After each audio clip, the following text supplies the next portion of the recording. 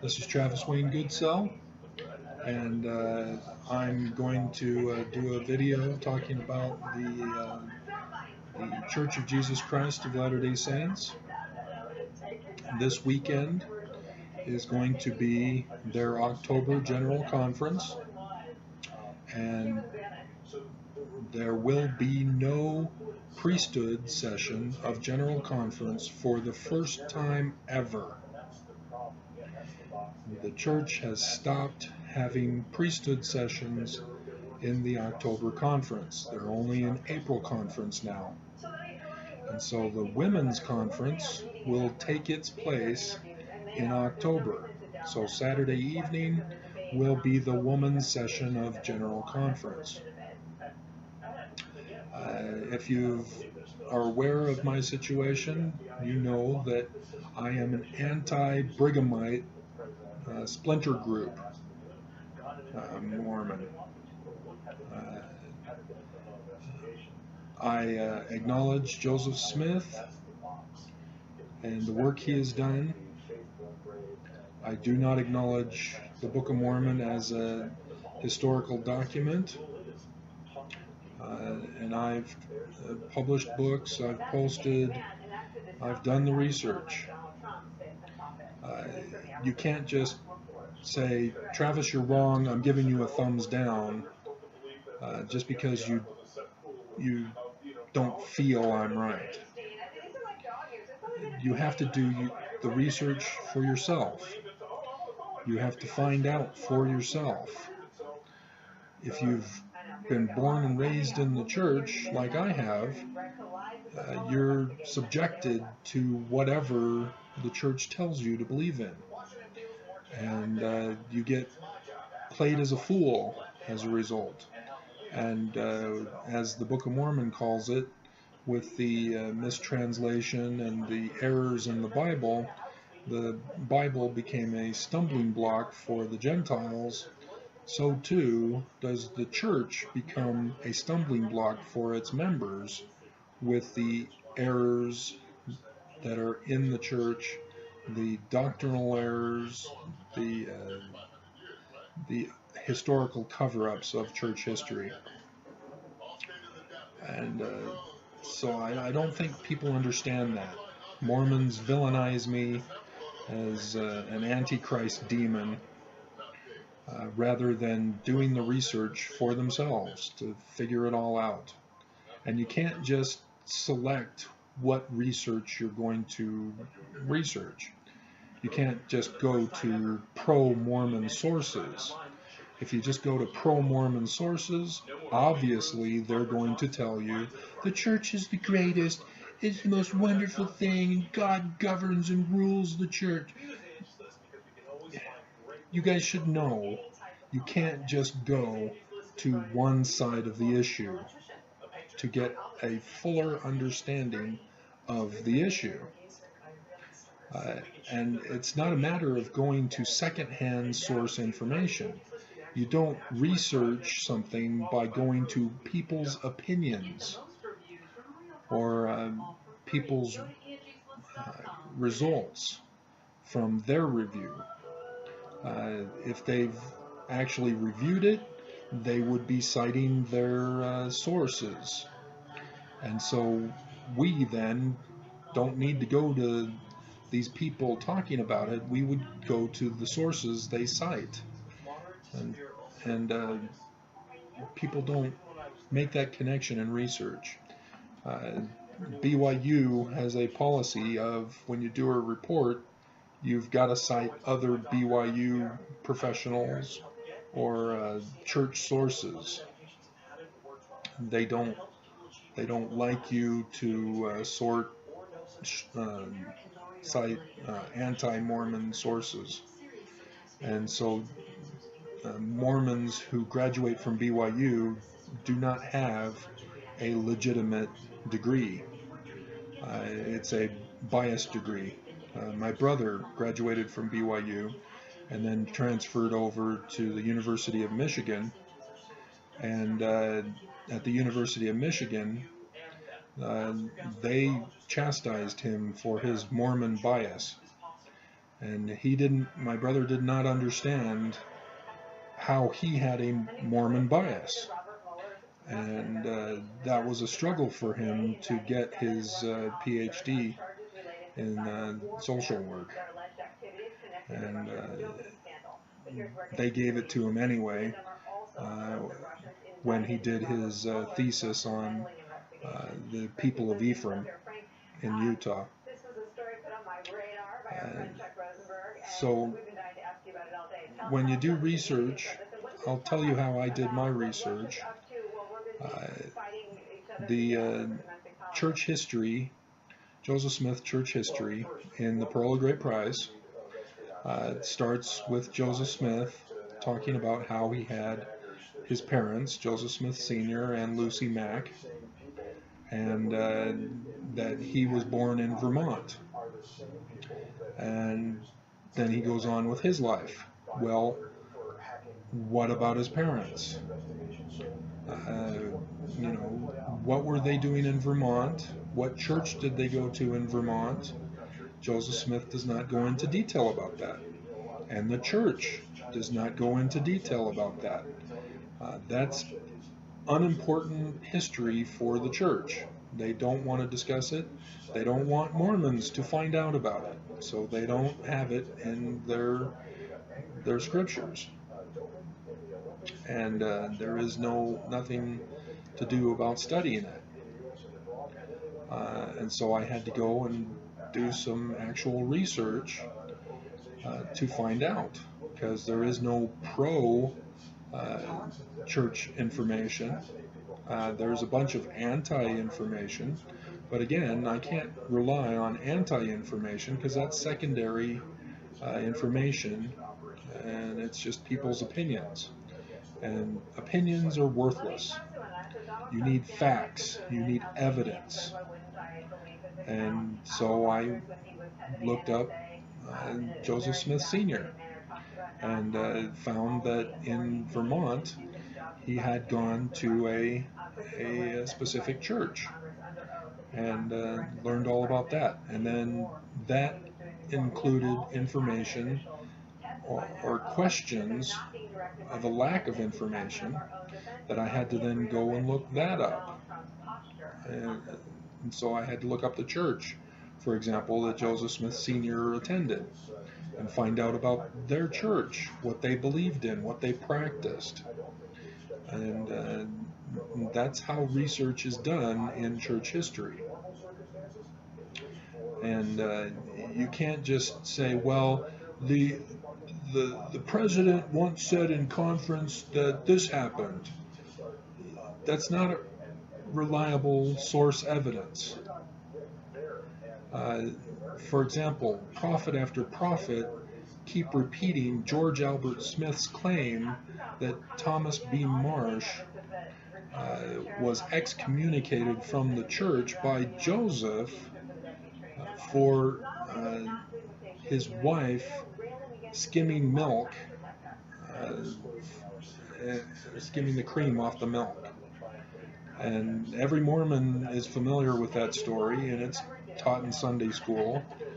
And presidents of the church get up and announce it in sacrament meetings and try to tell members of the church, don't go against us, because you'll get excommunicated. And the whole story is a sham. It didn't happen. Thomas B. Marsh was chased out of the church leadership and out of the church altogether by the Danites. They were the converts of Brigham Young, who were Freemasons who had their Freemasonic temple destroyed during the anti-Freemasonic movement. And the Danites were the ones giving the church a bad name. They were the ones going to their neighbors, burning the houses, stealing, murdering, raping, plundering, etc. The Danites was the secret combination group within the church, and Brigham Young converted them all. And they were the ones that became the Freemasons in 1842-3, when Joseph Smith was given permission by the Grand Master to organize a Freemasonic lodge. And if you don't do the research, the church isn't going to tell you any of that. You know, you have to go to the documents. You have to go to the jail documents where Joseph Smith was charged with glass reading, you know, looking into rocks and claiming that he was getting revelation as to where gold and silver were buried. That was a misdemeanor charge, but you wouldn't know this unless you saw the jail document or the court document that Joseph was fined a sum of money for his crime of glass looking. And you can argue and debate as to whether glass looking is really a crime or not, but that's irrelevant. That's historical fact from evidence. And the church has covered that up. It wasn't just one rock. You know, the church has finally agreed to show the one stone that Joseph Smith looked in a hat. There were two stones. That's why Joseph was referring to Urim and Thummim in his Book of Mormon translation. He had two rocks that he placed in the hat.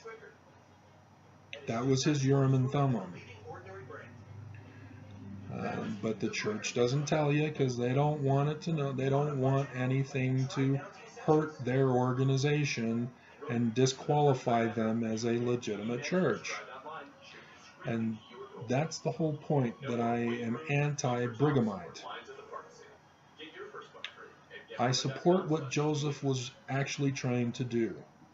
The Book of Mormon contains Freemasonic coding.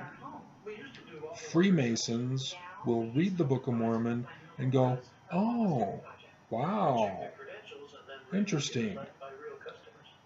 Regular people will just go, huh, well, that's an interesting story. I wonder if it's true.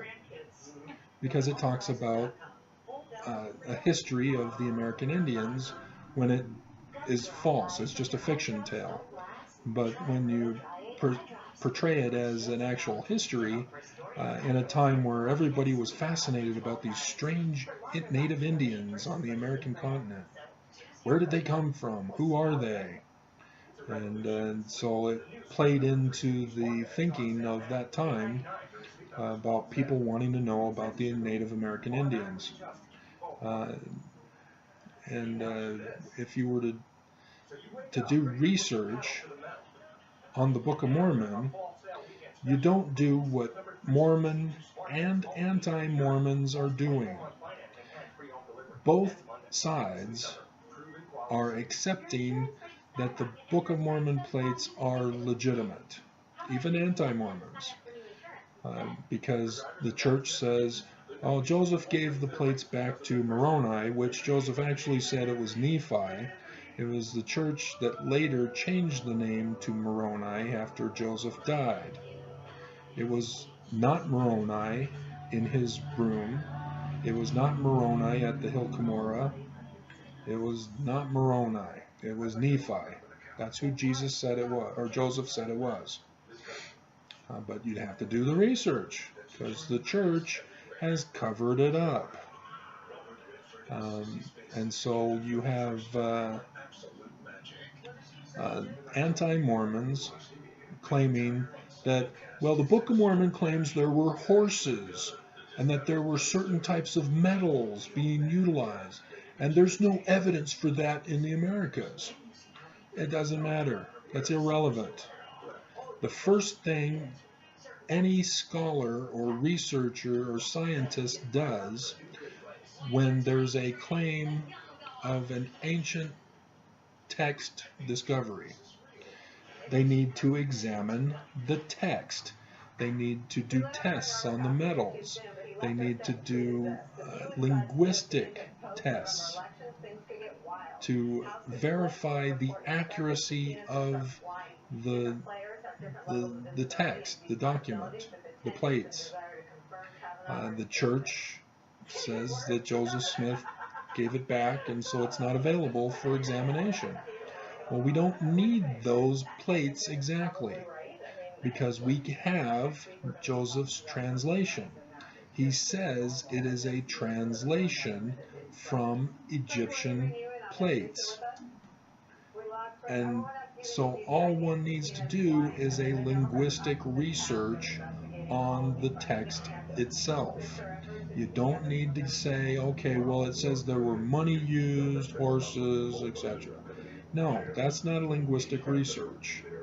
That's supposed to be done after you've verified the accuracy of the product itself. Then you can get into a discussion about whether the content is true or false. And that's what people jump to on both sides, is whether the content is true or false. And anti-Mormons, they argue, oh, well, we're going to compare the Bible to the Book of Mormon, and the Book of Mormon is false doctrine because the Bible says this other doctrine. That's a useless argument. Anti-Mormons cannot use that argument on the Book of Mormon. That doesn't confirm truth of the text material.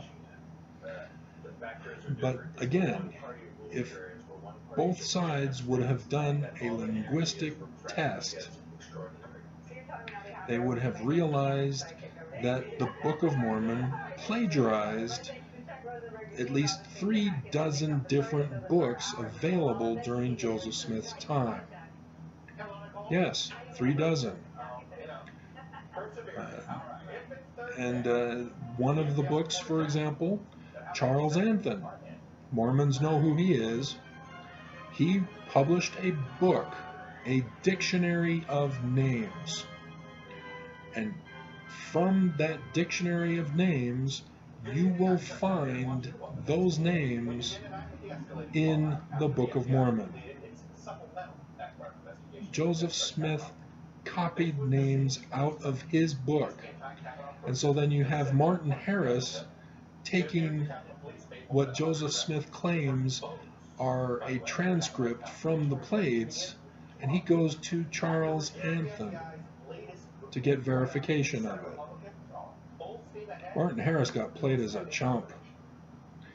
And Charles Anthon, it's amazing that Martin Harris actually went to Charles Anthon, of all people to go to. But yeah, I mean, if Charles Anthon was given a translation along with the transcript of the plates, Charles Anthon would have immediately recognized that his book, his dictionary, got plagiarized by the people trying to trick him into confirming the document as a legitimate Egyptian record.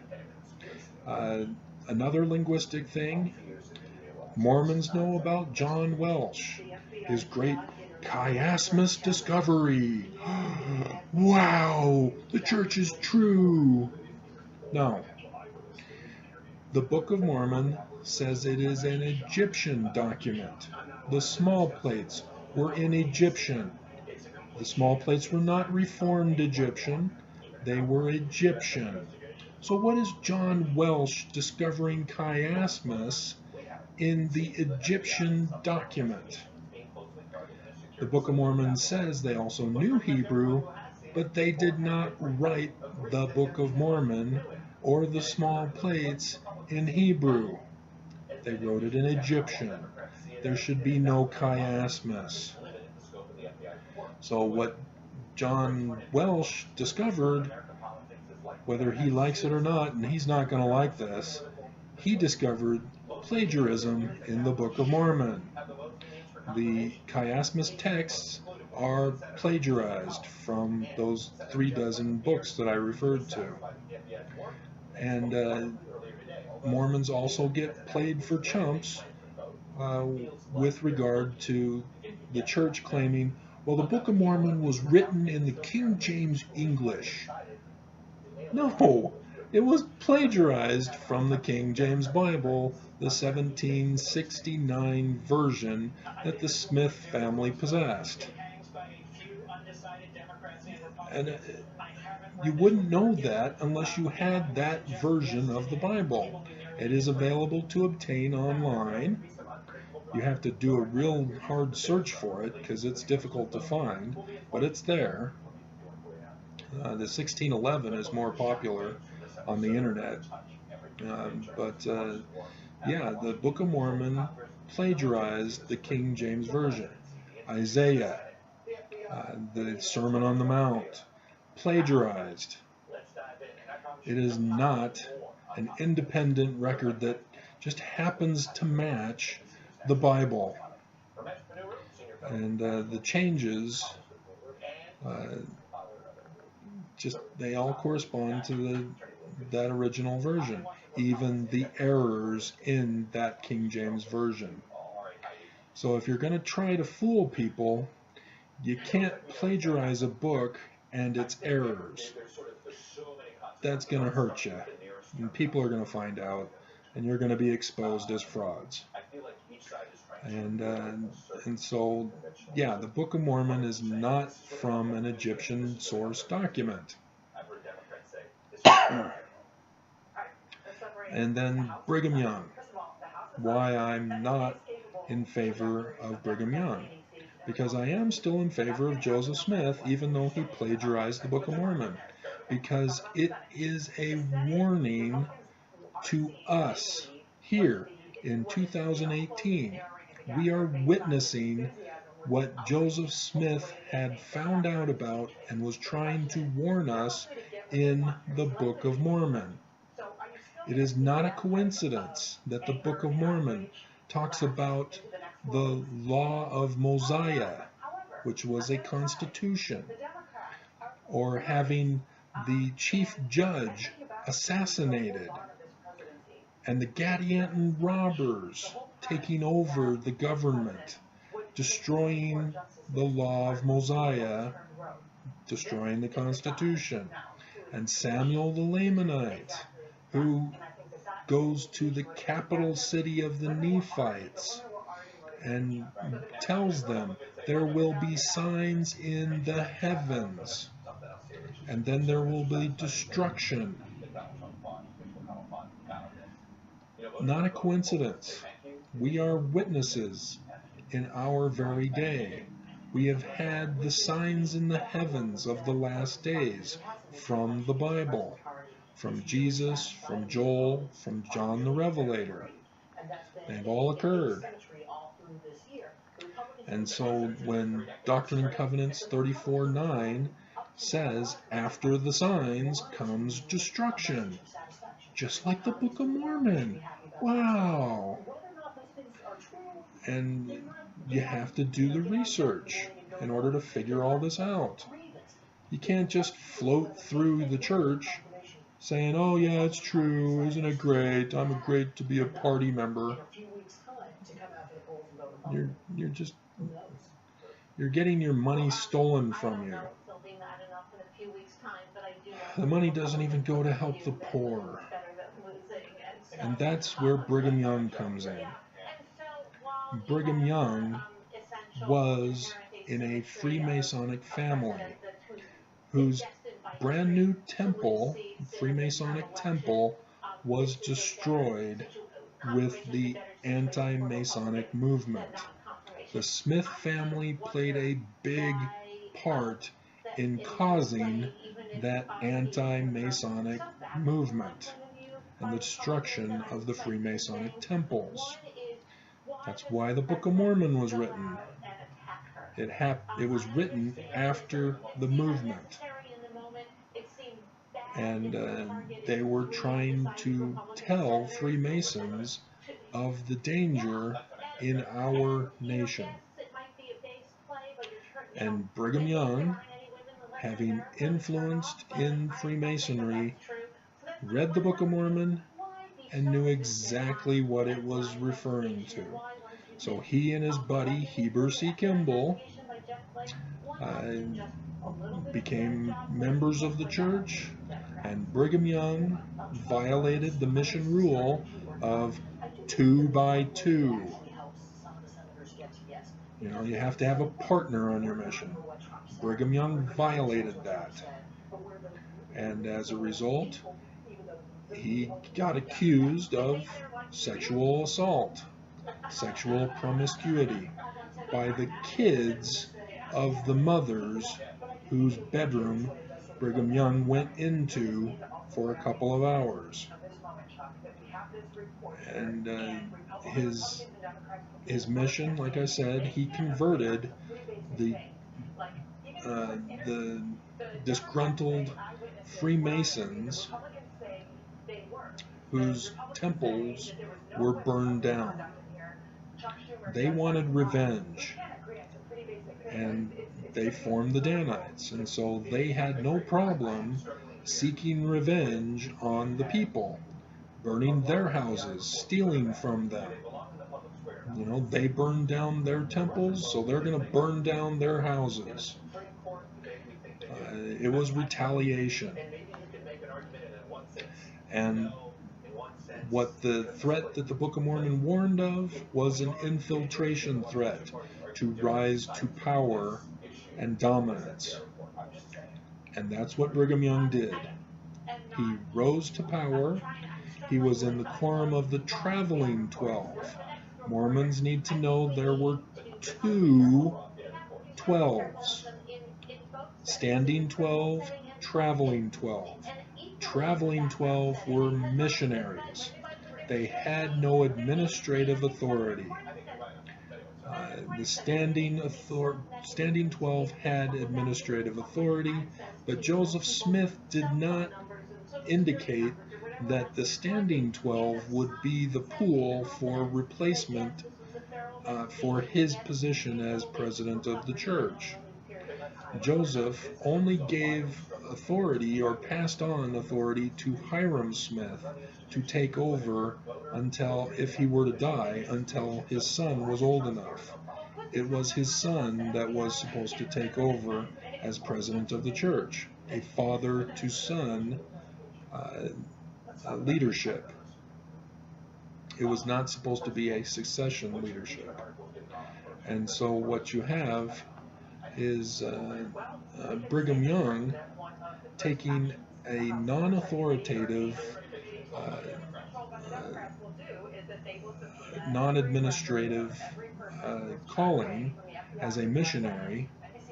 He had the president, Thomas B. Marsh, kicked out of his leadership position so that Brigham Young could then take over as the president of the Traveling 12. And on 17th of March, 1839, Brigham Young officially had Thomas B. Marsh excommunicated. Joseph Smith was in jail at the time. It wasn't Joseph. And we know Joseph did not do it because Brigham Young also kicked out of the Traveling 12 William Smith, the brother of Joseph Smith. And when Joseph Smith got out of jail, Joseph Smith put William back in the Traveling 12. So Joseph was not happy with what Brigham Young was doing. And okay, so then you have Brigham Young, who is now the president. Brigham Young, as the president of the Traveling 12, moved the Mormons around, and Joseph had to catch up to where Brigham Young was moving them.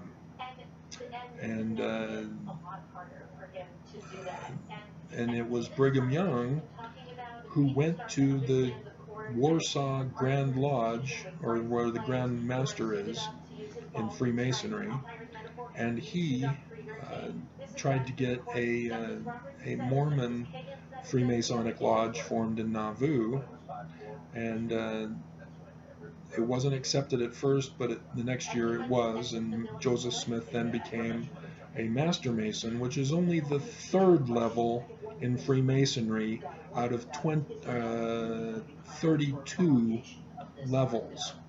The 33rd level is an honorary title.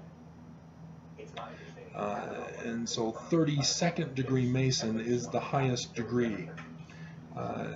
And often those who become 32nd degree Masons are given the honorary title also of the 33rd degree Mason. And so Joseph Smith still was low on the totem pole. But yet the Book of Mormon has Freemasonic symbolisms all throughout it. That's because Joseph Smith Sr. and Hiram Smith belonged to Freemasonic lodges. They informed Joseph of everything about it. And with the William Morgan incident that caused the anti-Freemasonic movement, they knew about him. It was Joseph Smith Sr.'s lodge who assisted William Morgan in smuggling him out of the country to protect his life. And so the Smith family knew about this threat to America. They knew about the dangers, and they aided and abetted in protecting this knowledge. And the Book of Mormon became the book that William Morgan intended to publish. And they had to disguise it with Native American history. And so Brigham Young then realized Joseph Smith was now running for president of the United States. And he was coming out and saying that the Bible was not translated correctly.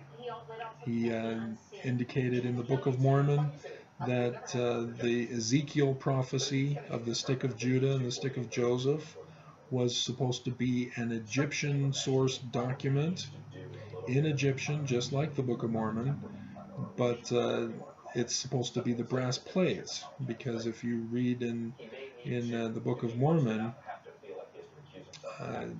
Lehi prophesies that the brass plates are supposed to go to all the world, every nation, kindred, tongue, and people. It hasn't happened. There is no brass plates. But we do have Egyptian documents. And we do have someone who knows how the Book of Abraham was translated in the manner that the Bible was translated. The Bible was not written, it was translated.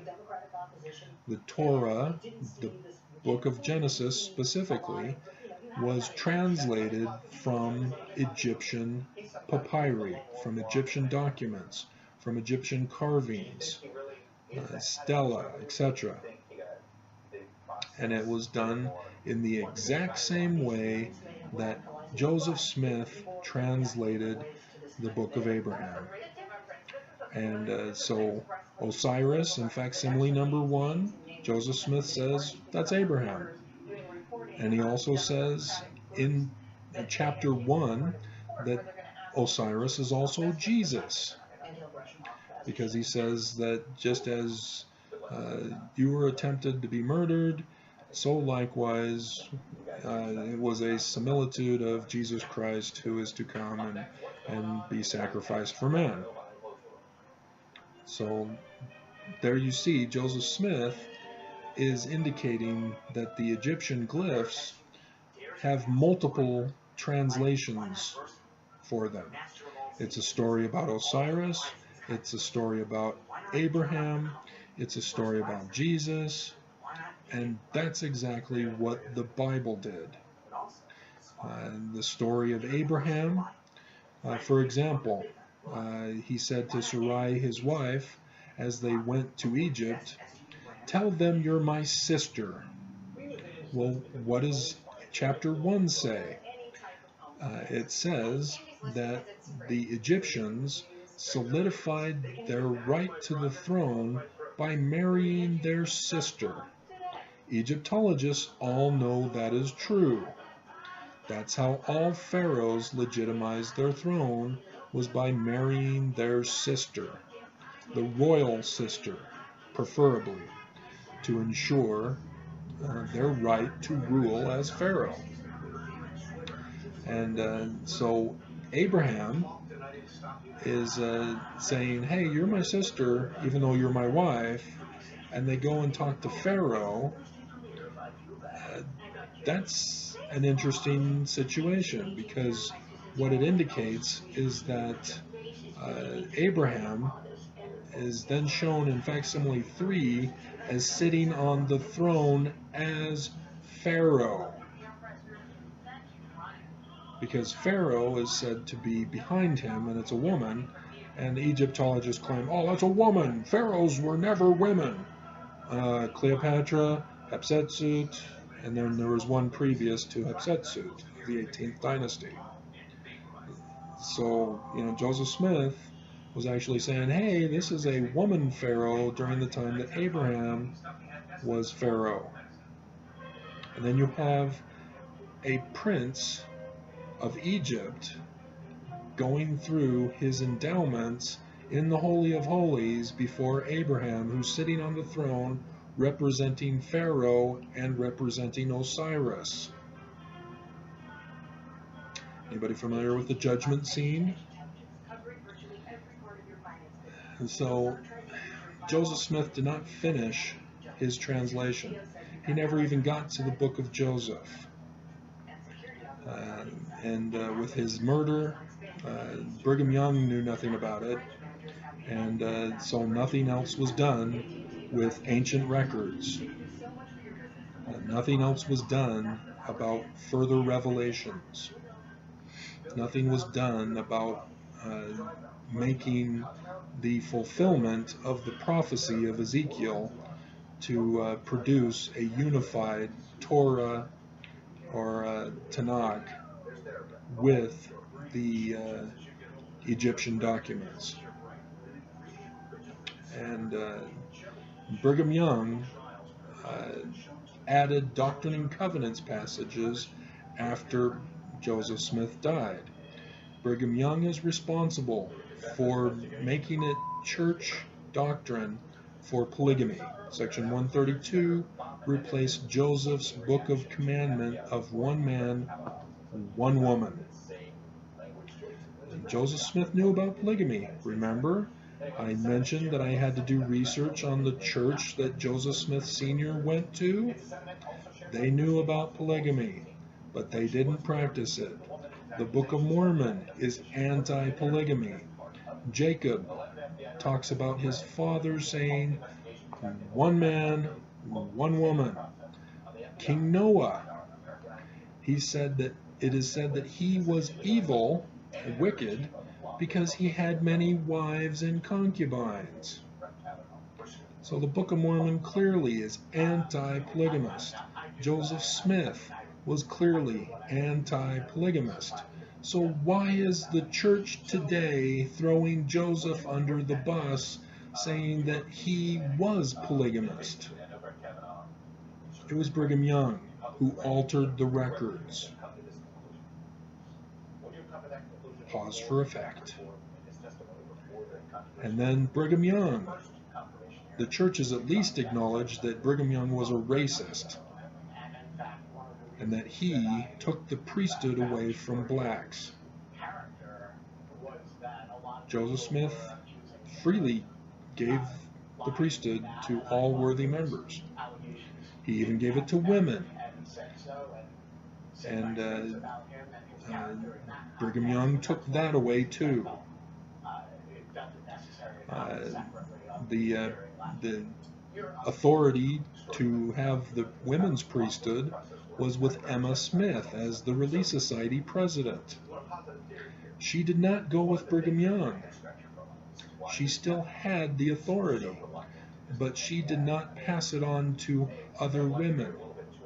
And thus, when those women died, the authority to lead the women died also. Just like with Joseph Smith's death. Brigham Young was only the president of the Traveling 12. He was not a descendant of Joseph and had no right to run the church as the president of the church. And it was Brigham Young who altered it to be a succession among the 12. And so when President Nelson got up in April conference, his first conference, he did not say he had authority through Joseph Smith. Go back and listen. He said, I have authority through Brigham Young. He has to say that, because if he says that Brigham Young was not authorized, he had no authority, then that means President Nelson's authority is also illegitimate. It's very simple, Mormons. You're going to listen to a prophet who is what Jesus prophesied of as a false prophet. So pay attention in conference. It's going to be a wild ride. And you've been played as chumps this whole time.